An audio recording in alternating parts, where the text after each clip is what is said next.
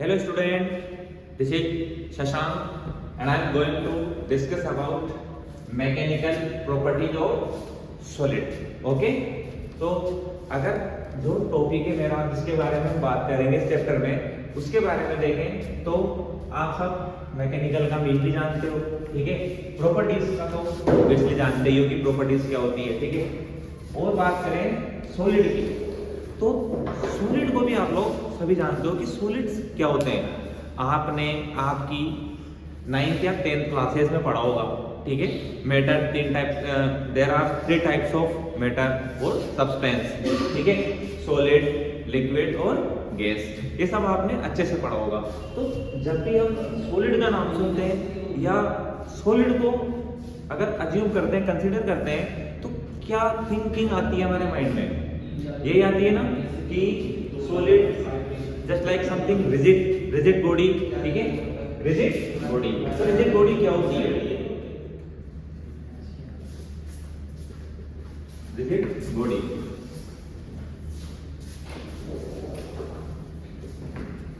Rigid body मतलब ऐसा object या ऐसी बॉडी जिसकी शेप और साइज फिक्स हो। क्या हो? शेप और साइज फिक्स हो। शेप एंड साइज फिक्स्ड हो, ठीक है। इसको बोलते हैं ना रिजिड बॉडी।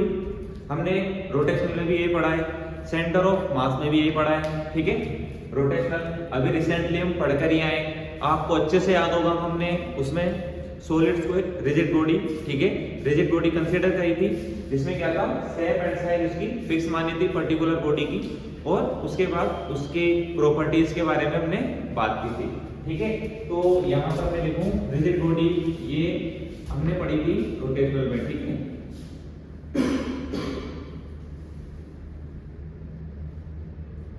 रोटेशनल वाले चैप्टर में पढ़ी थी हमने, जिसमें शेप एंड साइज को फिक्स माना था, ठीक है।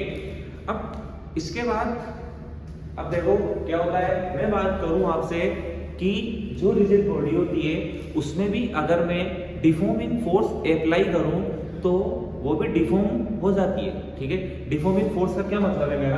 देखो सिंपली डिफॉर्मिंग फोर्स एक फोर्स है जिसको अप्लाई करूंगा। किस लिए अप्लाई करूंगा? What is my motive? To deform that particular rigid body.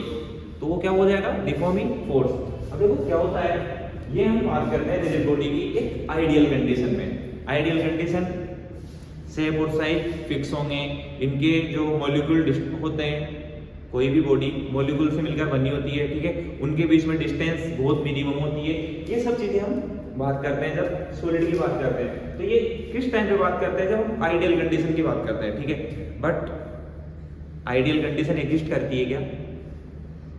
नहीं करती ना आइडियल कंडीशन। एक स्टूडेंट के लिए जब आइडियल कंडीशन की बात करते हैं तो ऐसा कंसीडर किया जाता है वो मतलब ओबे हो, मतलब अच्छे से टीचर्स की बात मानता हो, ठीक है, अपना वर्क करता रहता हो, दिन भर पढ़ता रहता हो। आप लोग हो क्या आइडियल कंडीशन में? ऑब्वियसली पॉसिबल ही नहीं है आइडियल कंडीशन में रहना किसी भी के लिए। तो रिजिड बॉडी कैसे आइडियल कंडीशन में रह जाएगी? इसकी भी तो इच्छा होगी कुछ समथिंग डिफरेंट, कुछ अलग करने की। तो क्या होता है देखो, रिजिड बॉडी जब हम प्रैक्टिकल लाइफ की बात करते हैं, इन प्रैक्टिकल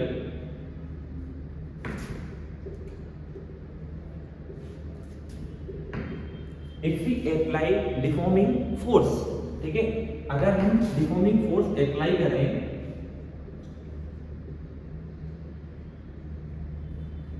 क्या बोल रहे हैं? डिफॉर्मिंग फोर्स अप्लाई करें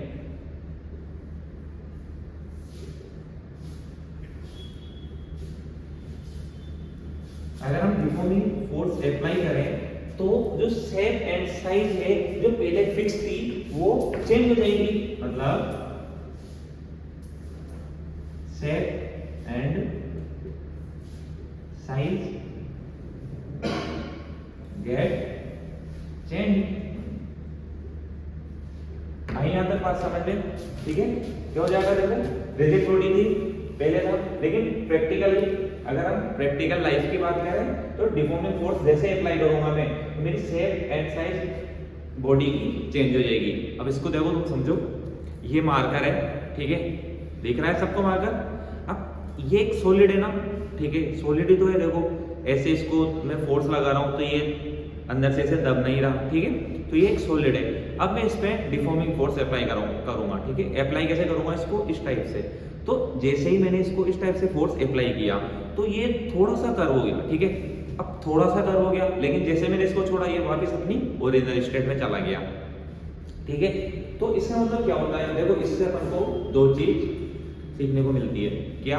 फर्स्ट, अगर मैं सॉलिड में डिफॉर्मिंग फोर्स अप्लाई कर रहा हूं तो वो अपनी साइज और शेप में चेंज हो जाता है, ठीक है। अपनी साइज एंड शेप में चेंज हो जाएगा। लेकिन जैसे ही मैंने डिफॉर्मिंग फोर्स हटाया, वो अपनी ओरिजिनल कंडीशन में वापस चला जाएगा, ठीक है। तो देखो जब मैंने इसके ऊपर फोर्स लगाया, डिफॉर्मिंग फोर्स, तो उसके अंदर कुछ ना कुछ ऐसी प्रॉपर्टी या फिर कुछ ना कुछ तो होगा ना ऐसा जो उसको वापस अपनी ओरिजिनल कंडीशन में ला रहा है। ये तो ऑब्वियस सी बात है ना, देखो नॉर्मल सी बात है। जब मैं इसके ऊपर डिफॉर्मिंग फोर्स लगाऊंगा तो अब मेरे को फोर्स लगाने की जरूरत पड़ रही है, इसका मतलब मेरे को इसके अंदर कुछ ना कुछ फोर्स होगा, उसके अगेंस्ट में वर्क करना पड़ रहा है, इसीलिए तो ये कर्व हो गया, ठीक है। और जैसे ही छोड़ूंगा तो ये वापस अपनी ओरिजिनल कंडीशन में जाएगा, ठीक है। तो जो वो प्रॉपर्टी होती है उसको हम क्या बोलते हैं, इलास्टिसिटी, ठीक है। उसको हम क्या बोलेंगे, इलास्टिसिटी। तो अब इलास्टिसिटी की डेफिनेशन क्या हो गई, आप बताओ इलास्टिसिटी की डेफिनेशन। देखो एग्जांपल एक ही, ठीक है, मार करें। इस पे मैंने डिफॉर्मिंग फोर्स अप्लाई किया, जैसे मैंने इस पे डिफॉर्मिंग फोर्स अप्लाई किया, इसने अपनी शेप चेंज कर ली। ये बिल्कुल सीधा था, डिफॉर्मिंग फोर्स अप्लाई करते हैं हल्का सा कर्व हो गया, हल्का सा कर्व होते ही, ठीक है। जैसे ही मैं डिफॉर्मिंग फोर्स को हटाऊंगा, जैसे ही after the removal of deforming force, ये अपनी ओरिजिनल स्टेट, ओरिजिनल कंडीशन में वापस चला जाएगा। तो ये प्रॉपर्टी क्या हो गई मेरी, इलास्टिसिटी। इसकी अगर मेरे को डेफिनेशन लिखनी होगी तो क्या होगा, डेफिनेशन सिंपल हो जाएगी इलास्टिसिटी की, it is the tendency of a body, to regain, what did I say, to regain its original configuration after removal of deforming force, ठीक है। इलास्टिसिटी आया समझ में, इलास्टिसिटी क्या होता है। देखो इलास्टिसिटी क्यों होती है मटेरियल में, ये बिल्कुल अभी हम अच्छा स्टेप बाय स्टेप इस सब के बारे में बात करेंगे। लेकिन इलास्टिसिटी क्या प्रॉपर्टी है, वो कैसे, जब हम डिफॉर्मिंग फोर्स अप्लाई करेंगे, जैसे मैंने इसके ऊपर डिफॉर्मिंग फोर्स अप्लाई किया, जैसे डिफॉर्मिंग फोर्स को मैं हटाऊंगा तो इलास्टिसिटी की वजह से ये वापस अपनी ओरिजिनल स्टेट में चला जाएगा, ठीक है। ओरिजिनल शेप एंड साइज को वापस से रीगेन कर लेगा।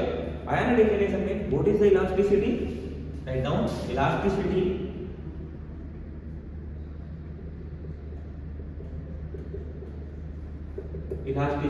ठीक है, क्या डेफिनेशन है इलास्टिसिटी की। देखो डेफिनेशन कुछ भी नहीं है, वो आप खुद से भी बना सकते हो, ठीक है। समझ में आया ना इलास्टिसिटी क्या होती है, डिफॉर्मिंग फोर्स क्या होता है, ये तक सबको क्लियर है ना। देखो अब इलास्टिसिटी हो जाएगी, elasticity is a tendency. Elasticity क्या है, एक टेंडेंसी है। Elasticity is a tendency for what, so it is a tendency to regain its original configuration, okay, to regain original configuration,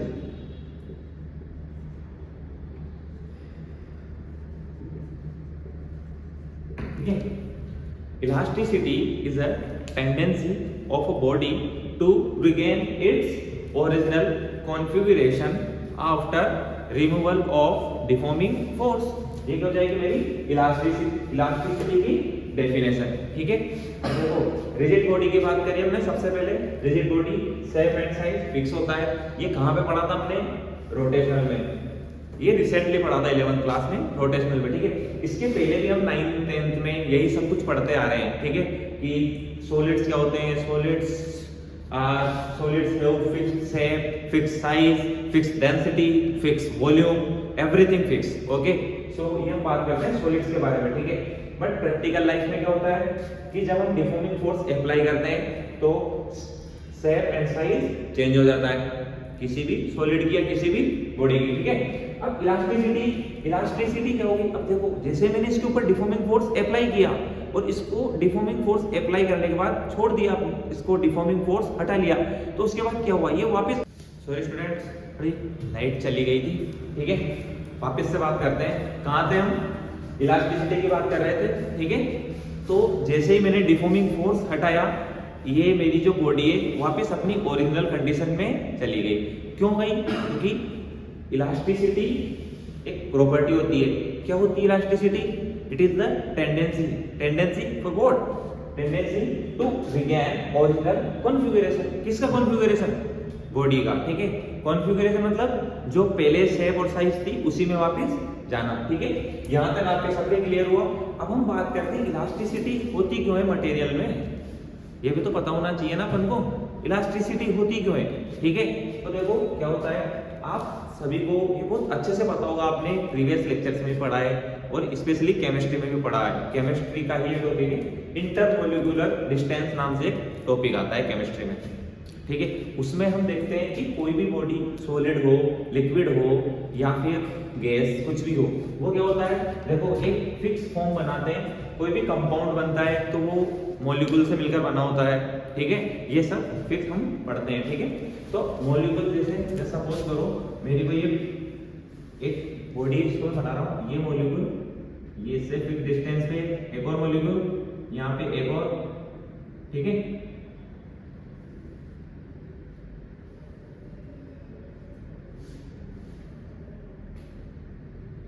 ये मैं क्या बना रहा हूं, इंटर मॉलिक्यूलर डिस्टेंस बना रहा हूं, ठीक है।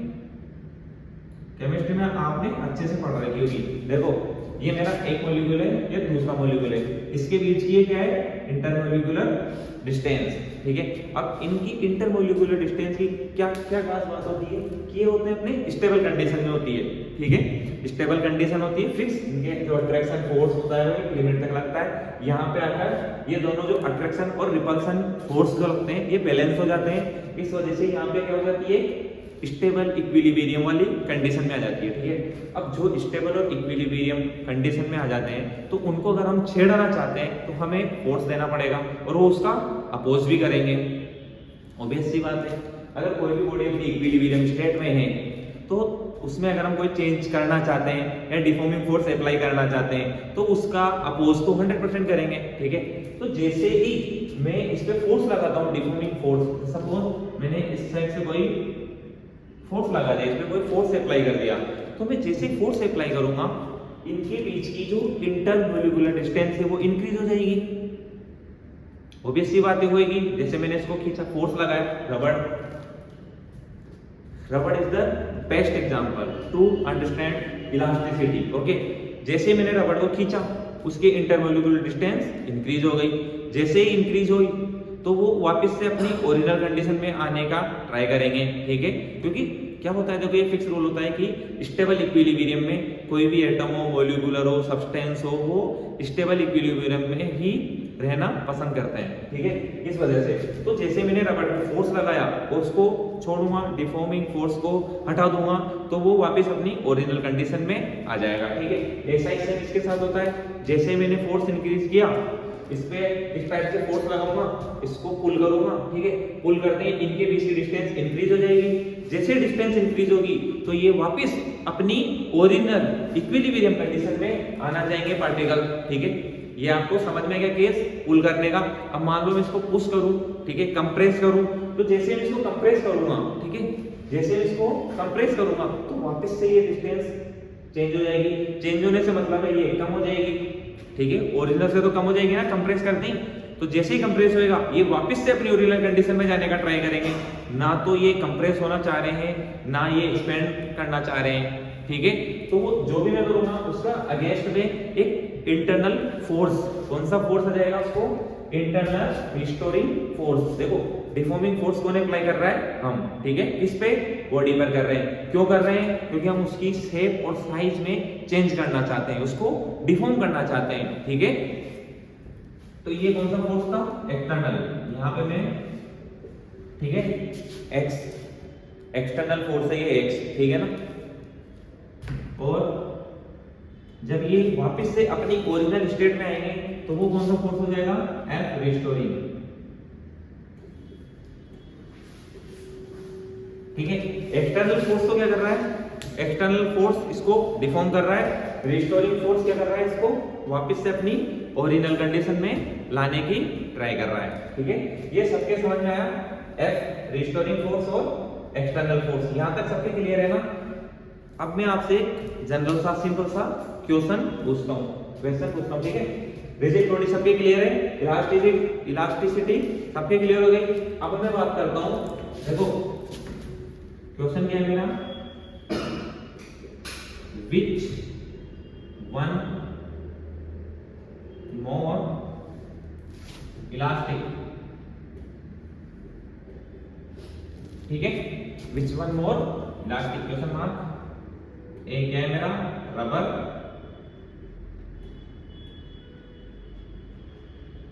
ठीक है, और बी स्टील। देखो जैसे मैंने क्वेश्चन लिखा, आप सबके माइंड में एक ही आंसर आया होगा, क्या? रबर। ये आया ना? इलास्टिसिटी की जब भी बात करते हैं तो आंसर क्या आएगा मेरा? रबर। रबर क्यों आएगा? क्योंकि इन डेली लाइफ अगर हम इलास्टिक की बात भी करें, जैसे इलास्टिक होती है, आप सब उससे अच्छे से वर्ड से फेमिलियर होंगे, तो वो इलास्टिक होती क्या है? वो रबर ही तो होता है। इलास्टिक रबर ही तो होता है एक टाइप का, हम उसको ऐसे पुल कर लेते हैं, जैसे छोड़ेंगे वापस ओरिजिनल कंडीशन में जाएगा, ठीक है। तो जब इस टाइप का क्वेश्चन है तो आंसर क्या आ जाएगा मेरा? रबर, ठीक है। अब मैं आपको वापस से डेफिनेशन पे लेके चलता हूँ। डेफिनेशन, ठीक है। इलास्टिसिटी की tendency to regain original configuration of body, ठीक है। और इसकी एक और डेफिनेशन होती है, मतलब जब हम किसी भी बॉडी पे फोर्स लगाते हैं, जब हम किसी भी बॉडी पे फोर्स लगाते हैं तो फोर्स अप्लाई करने पे उसको डिफॉर्म करने के लिए, तो वो बॉडी जो हम डिफॉर्मिंग फोर्स अप्लाई कर रहे हैं उसका अपोज करती है। कोई भी बॉडी जिसमें हम फोर्स लगाएंगे तो उसका अपोज तो करेगी ना, अपने आप में चेंज करने का ऑब्वियस सी बातें करेगी, ठीक है। तो देखो दो डेफिनेशन हो गई ना हमारे पास, एक तो गई tendency to regain original configuration, ये तो मेरी हो गई, ठीक है, फर्स्ट डेफिनेशन। और अगर मैं इलास्टिसिटी की सेकंड डेफिनेशन, देखो दोनों डेफिनेशन एक ही है, अगर सिर्फ समझने की बात है, ठीक है। कोई भी बॉडी उसका अपोज करेगी, मैं अगर किसी भी बॉडी में डिफॉर्म करना चाहता हूं किसी भी बॉडी को तो उसका अपोज करेगी, ठीक है। अब यहाँ पे फर्स्ट ऑप्शन है मेरा रबर, ठीक है।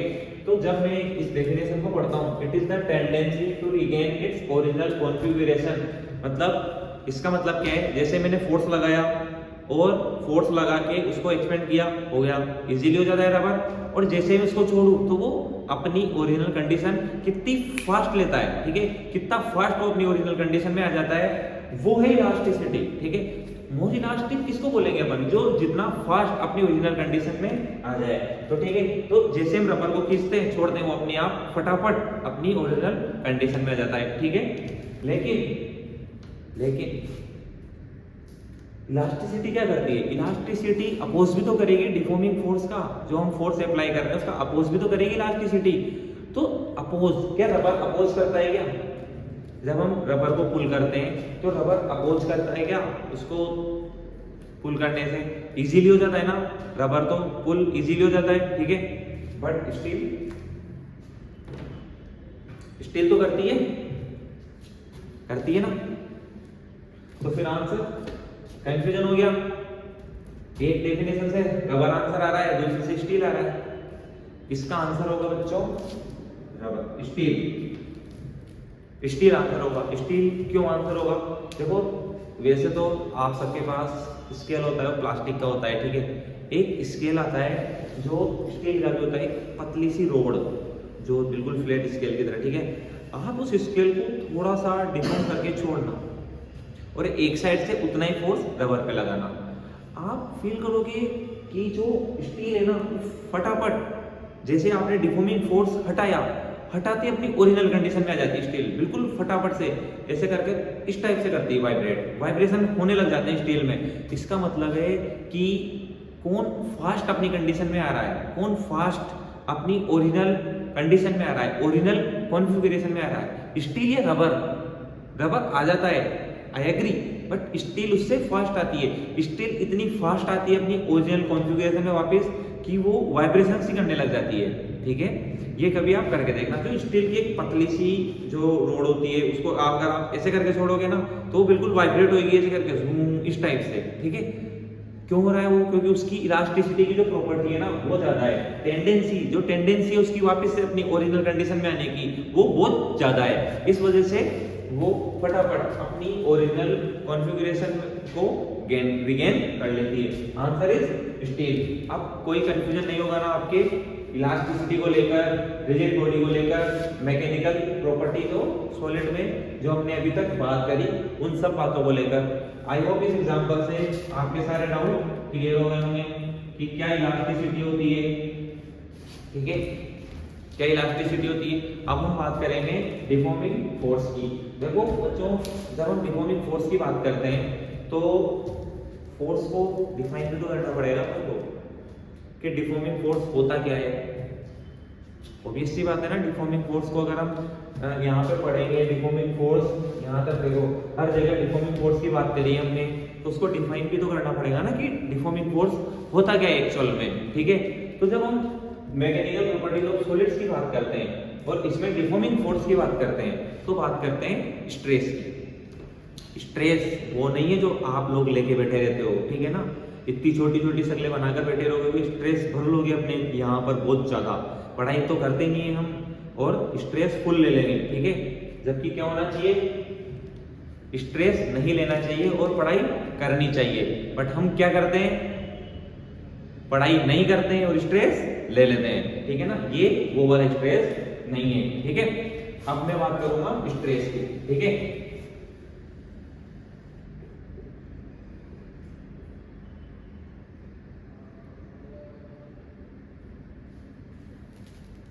अब बात करता हूं मैं स्ट्रेस की। स्ट्रेस क्या होता है? देखो जब मैं आपको बता रहा था डिफॉर्मिंग फोर्स के साथ साथ मैंने आपको रिस्टोरिंग फोर्स के बारे में भी बताया था, ठीक है। तो मेरा जो स्ट्रेस होगा ना, स्ट्रेस को कैसे डिफाइन करूंगा मैं, restoring force per unit area, okay. What is the stress? Restoring force per unit area. तो स्ट्रेस की डेफिनेशन क्या हो जाएगी,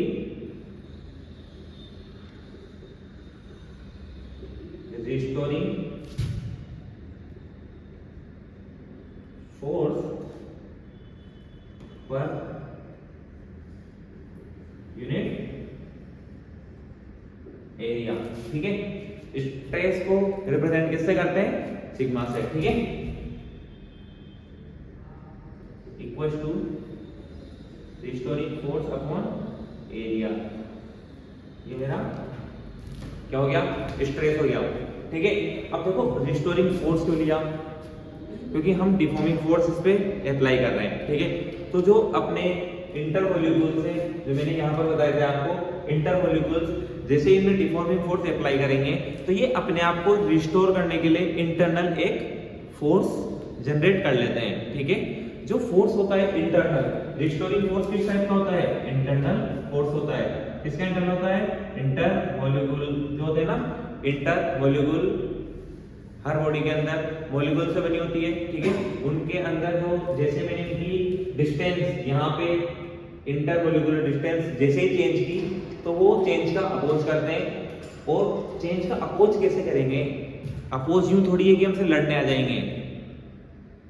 अपोज कैसे करते हैं, जैसे आपको कोई चीज पसंद नहीं आएगी तो आप चिल्ला कूद करने लग जाते हो क्लास में, ठीक है। तो ये चिल्ला कूद थोड़ी ना करेंगे, मॉलिक्यूल्स एक फोर्स जनरेट कर लेंगे अपने अंदर।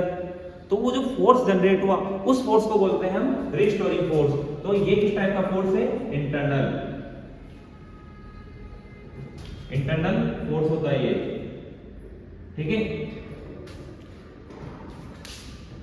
तो स्ट्रेस क्या हो गया मेरा, restoring force per unit area, ठीक है। अब टाइप्स ऑफ स्ट्रेस की बात करेंगे, क्योंकि देखो टाइप्स ऑफ स्ट्रेस की बात क्यों कर रहे हैं हम, क्या क्या क्या जरूरत पड़ेगी जब एक बार पढ़ लिया स्ट्रेस तो ठीक है, फिर बार बार इसके टाइप्स कहाँ से आ गए। तो देखो बच्चों, जो हमारी बॉडी होती है, ठीक है, जैसे ये मेरा मार्कर है, ठीक है, तो इसमें क्या होगा, या तो मैं इसको पुल करूंगा या इसको कंप्रेस करूंगा या फिर इसको इस टाइप से करूंगा। तो देखो जब मैं इसको पुल कर रहा हूँ या कंप्रेस कर रहा हूँ, जब मैं इसको पुल कर रहा हूँ, कंप्रेस कर रहा हूँ, तो जो मेरा स्ट्रेस रिस्टोरिंग फोर्स जनरेट हो रहा है वो किस टाइप से जनरेट हो रहा है, लॉन्गिट्यूडनली जनरेट हो रहा है ना। जैसे मैंने इसको कंप्रेस किया, चलो मार्कर छोड़ो, स्प्रिंग से अच्छे से समझ में आएगा। हम बात करते हैं स्प्रिंग की।